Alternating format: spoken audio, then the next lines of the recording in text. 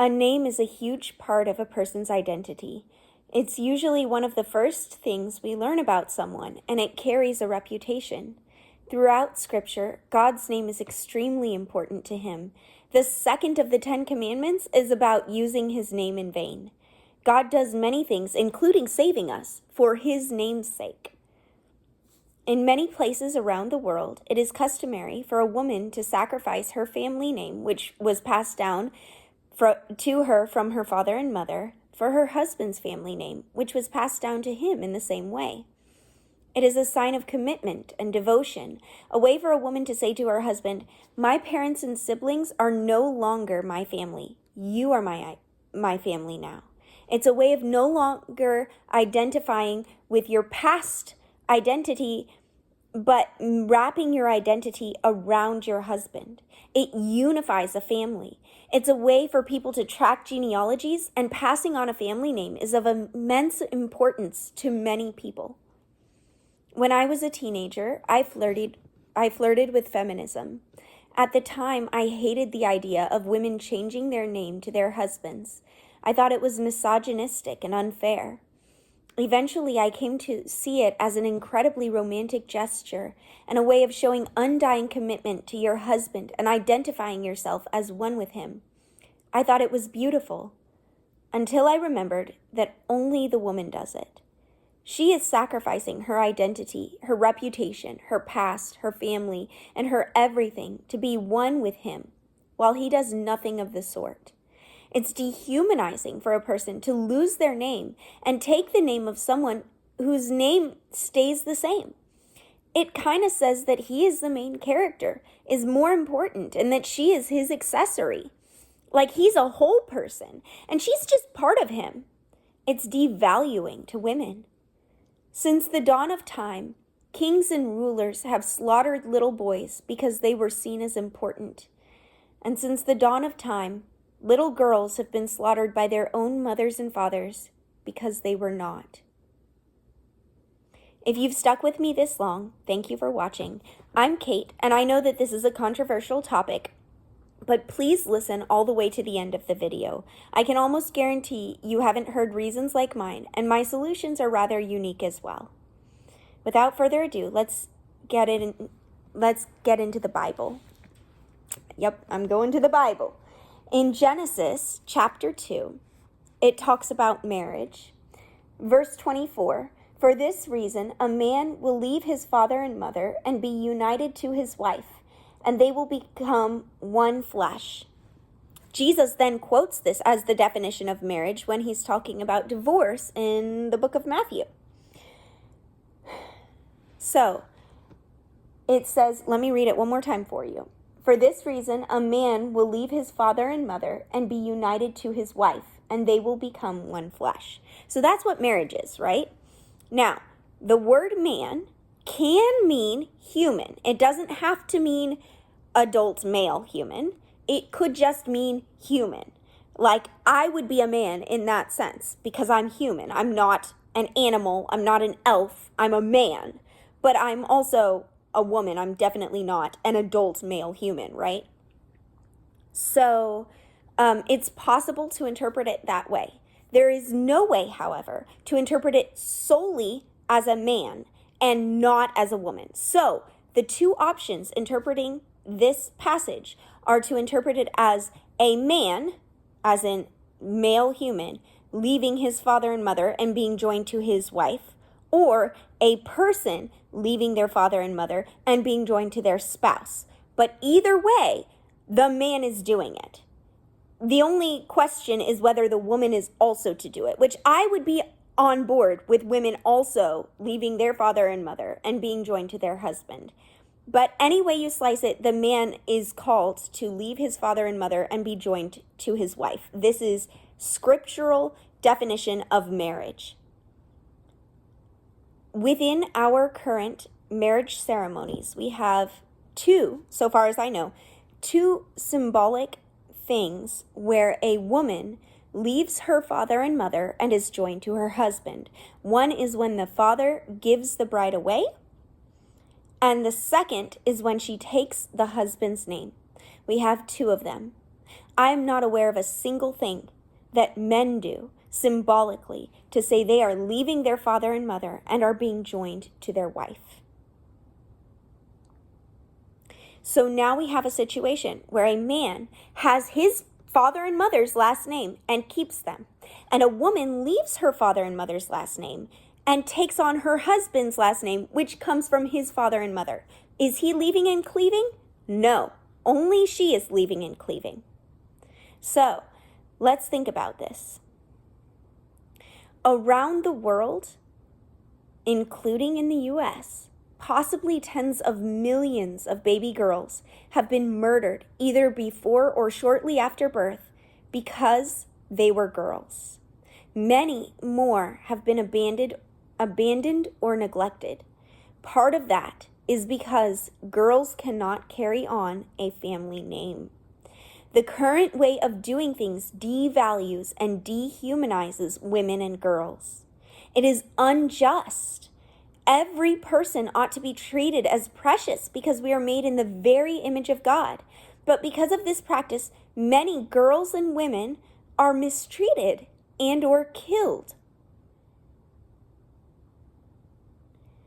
In order to talk about solutions, we need to take into account what the current system does well and what needs to change. Here are 3 things it does well.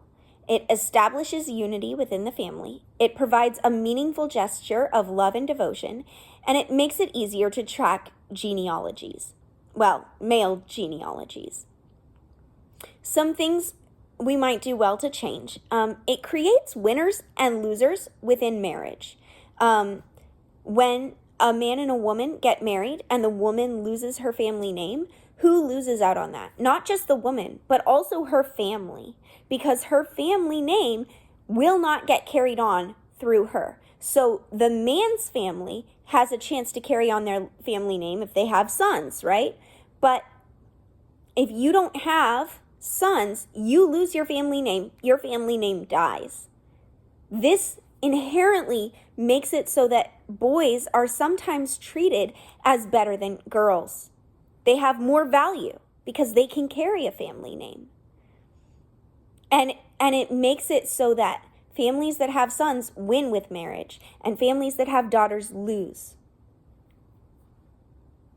It devalues and dehumanizes an entire gender, and this does also impact boys and men because it decreases the female population.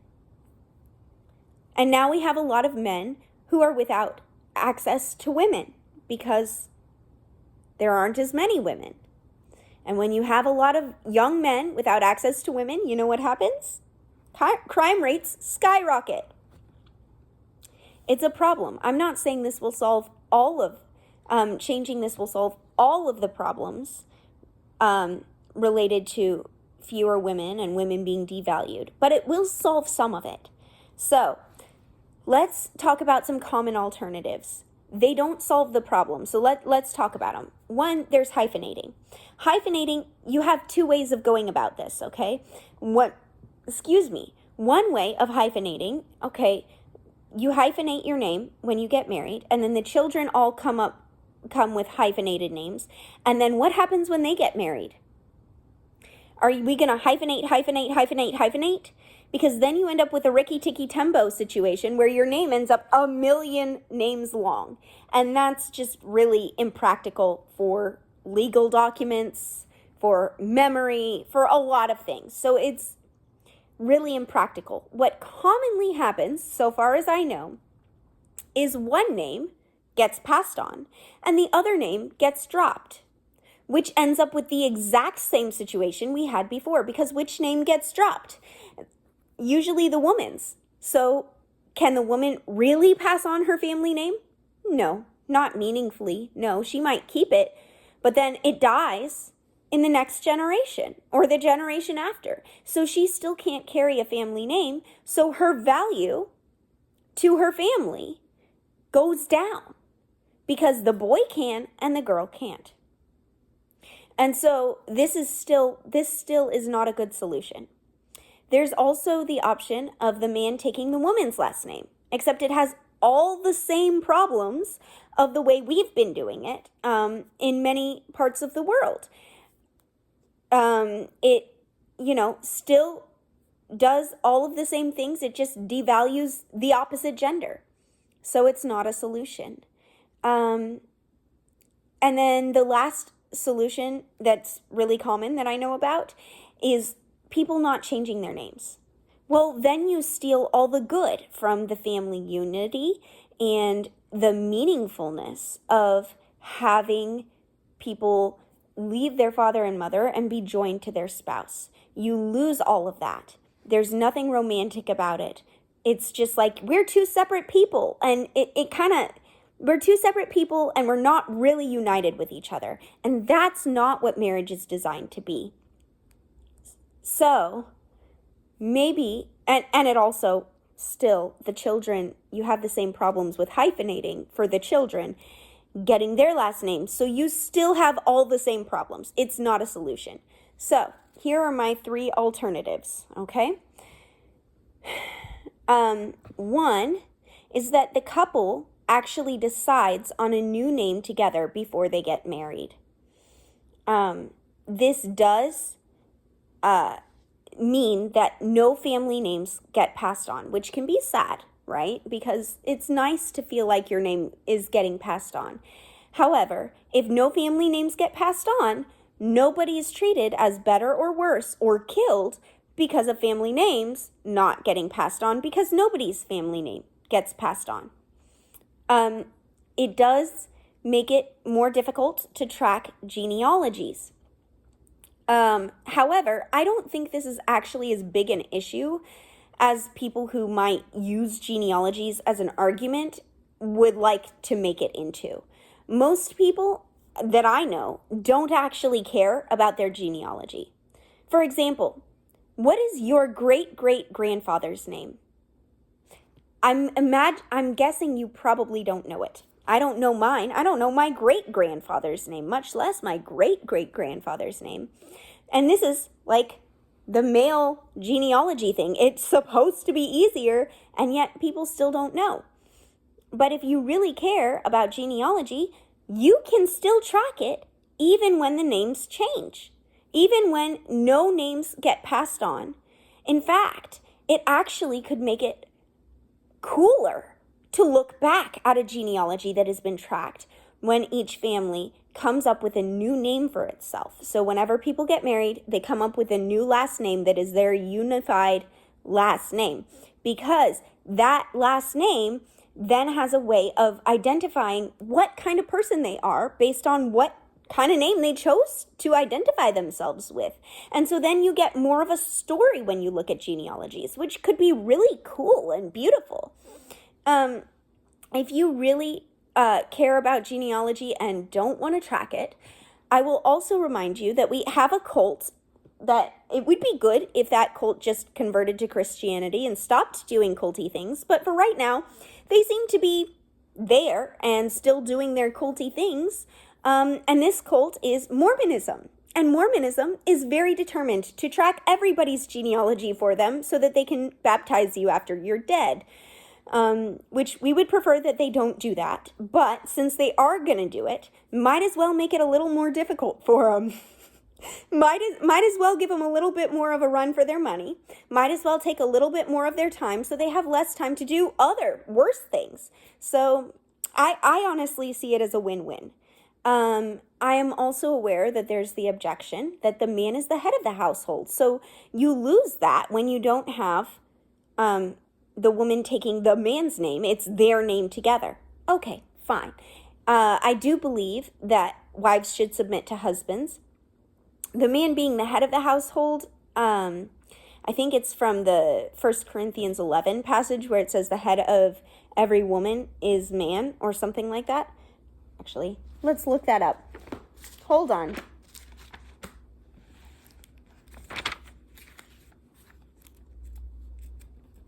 And I realize there are different interpretations, okay? I'm not really going to get into the weeds on that. I'm just going to read this real fast. Hold on.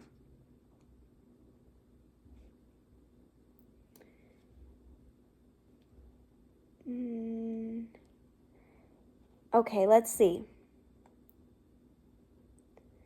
Okay, 1 Corinthians 11:3. Now I want you to realize that the head of every man is Christ, and the head of the woman is man, and the head of Christ is God.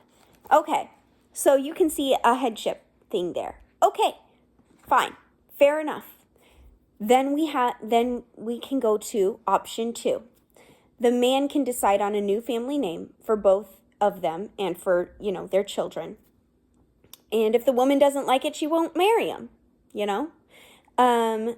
That's totally fine. It's the same, has all the same benefits and disadvantages as before, as my first option, but it also acknowledges male headship. The third option, if you are so determined that men should pass on their family name and women should not, then the third option is dowry. I say that the man pays a hefty dowry to the father of the bride. That's what I say. Because here's the thing, you ought to pay however much you would want if you only had girls, to the point where you would not regret that they were not boys. That amount should be the amount that you should pay to the father of the bride. And why to the father of the bride? Because he raised her. He and his wife raised her, and it's his name that's not going to be passed on. And so what you're doing is, like I said, with the winning and losing situation, you have parents who are raising children.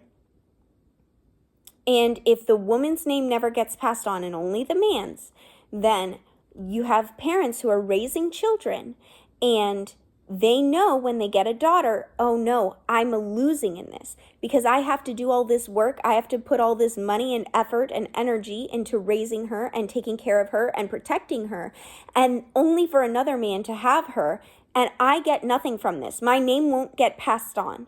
And so it doesn't help. So you're paying for the price of the name. So I say dowry is the other option. If you are so determined to be that conservative, if you are so determined that we have to be that traditional, great, bring back the dowry. That's my solution. And if your objection to that is that, oh, but poor men and it's not fair and whatever, well then be willing to give up your name. If your name is of that much value to you, you should be willing to pay for it. And if it's not of that much value to you, then you should be willing to sacrifice it. Why should a woman give up her name for you when you're not willing to do the same?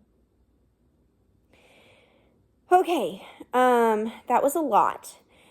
One last thing, I want y'all to realize that even though you may not see girls and women as inferior or less valuable, stripping girls and women of their names still is an act of devaluing them. You are part of the culture. You can be the change you want to see in the world, and it will influence others even just a little bit. And if you are part of that change, it can grow, because the more people just decide to do this, the more people will decide to do it. It can have an exponential effect. Please consider doing your part. As always, comments and friendly criticism are welcome. I'm happy to be told I'm wrong. Just give me good reasons why I'm wrong and why my position is wrong. And I'm happy to take those into account.